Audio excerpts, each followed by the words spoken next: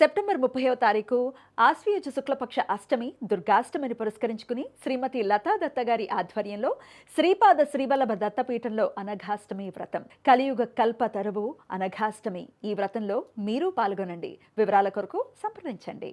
నమస్తే, welcome to Suman TV. నేను పద్మిని. ప్రస్తుతంతో పాటు ప్రముఖ ఆధ్యాత్మికవేత్త, దత్త ఉపాసకురాలు, శ్రీపాద శ్రీవల్లభ దత్తపీఠం వ్యవస్థాపకురాలు శ్రీమతి లతా దత్త గారు మనతో పాటు ఉన్నారు. మాట్లాడదాం. నమస్తే అక్క. నమస్తే రా అక్క, శ్రీపాద శ్రీవల్లభ దత్తపీఠంలో చాలా వైభవోపేతంగా ప్రతి అష్టమి రోజు అనఘాష్టమి వ్రతాలు చేయటం అనేది పరిపాటి, అందరికీ తెలిసినటువంటి విషయమే.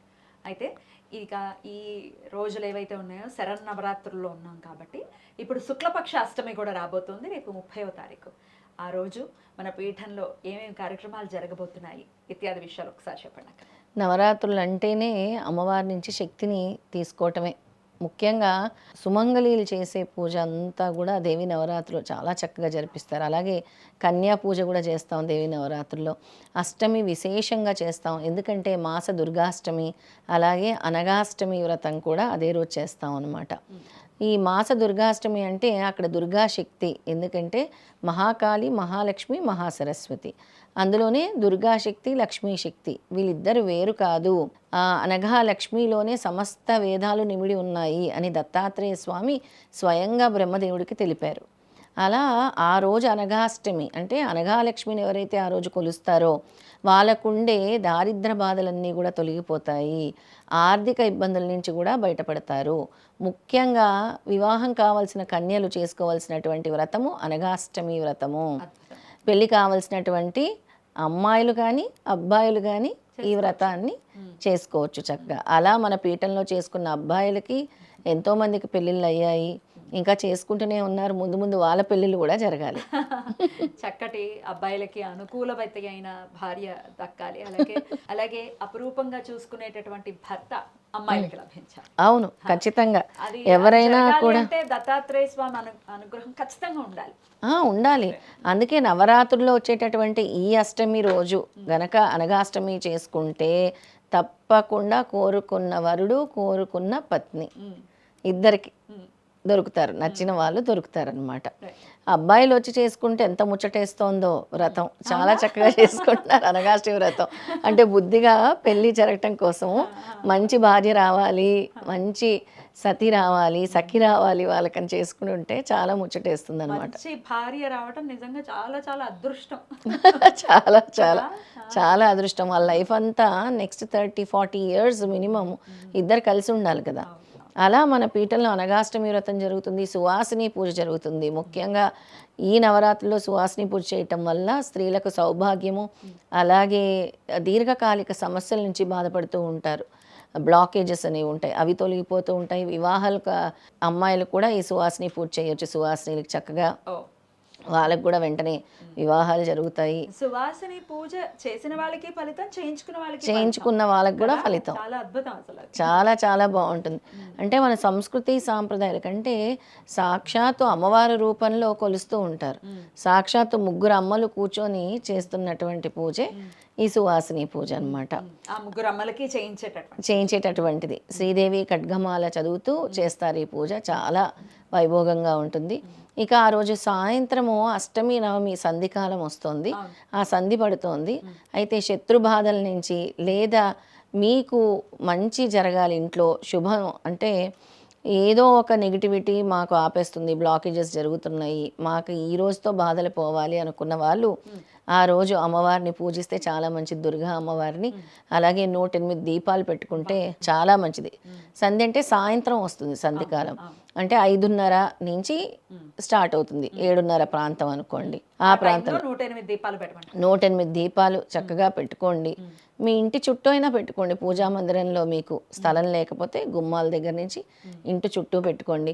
అలాగే ఆ రోజు అమ్మవారికి దిష్టి తీసి, ఎవరైతే మీ పూజ మందిరానికి దిష్టి తీసుకొని, అలాగే మీ ప్రధాన ద్వారానికి దిష్టి తీసుకొని కూష్మాండ బలి ఎవరైతే చేస్తారో చాలా మంచిదన్నమాట. అది మంచి బూడిద గుమ్మడికాయ, మంచి గుమ్మడికాయ అయినా చేయొచ్చు, బూడిద గుమ్మడికాయ అయినా చేయొచ్చు, రెండు చేయొచ్చు. సో ఫస్ట్ అసలు దేవతా మందిరాన్ని మనం అలా దిష్టి తీసేసినట్టు తీసి బయటకు వచ్చి మెయిన్ సింహద్వారానికి కూడా తీసి అక్కడే పగల కొట్టేసేయాలి. అది బలి కింద అనమాట. మర్నాడు ఉదయాన్నే తీసి పడేయాలి.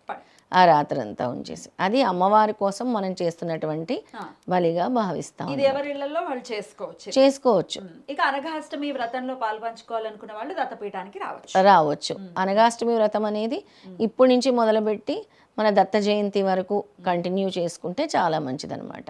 పెళ్ళి కావాల్సిన వాళ్ళు మాత్రం 3 నుంచి 5 సార్లు చేసుకోవాల్సి ఉంటుంది. మినిమం 5 టైమ్స్ చేసుకుంటే చాలా మంచిది. రైట్.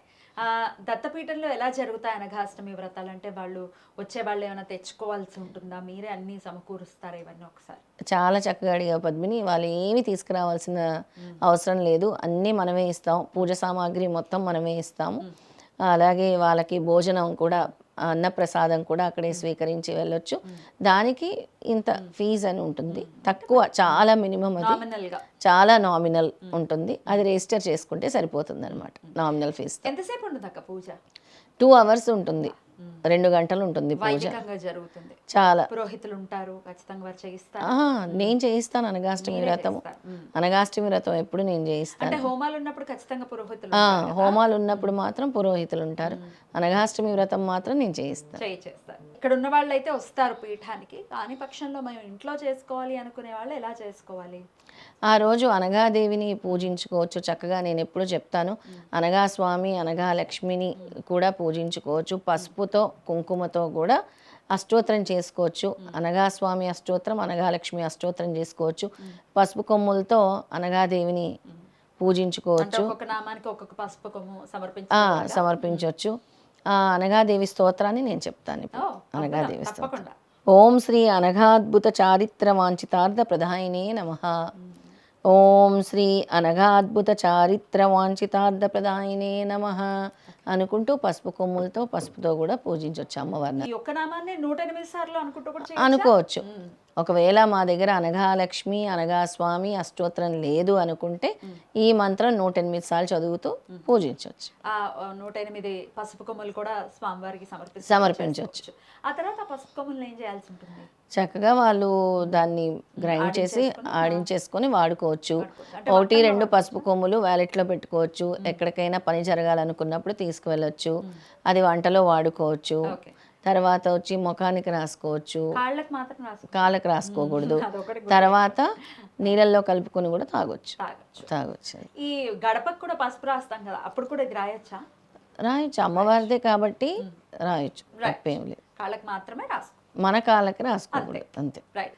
చాలా బ్యూటిఫుల్ గా ఎక్స్ప్లెయిన్ చేశారు. అనఘాష్టమి వ్రతం జరగబోతోంది సెప్టెంబర్ 30వ తారీఖు, అంటే దుర్గాష్టమి రోజు శ్రీపాద శ్రీవల్లభ దత్తపీఠంలో అనఘాష్టమి వ్రతం చాలా వైభవోపేతంగా జరుగుతుంది.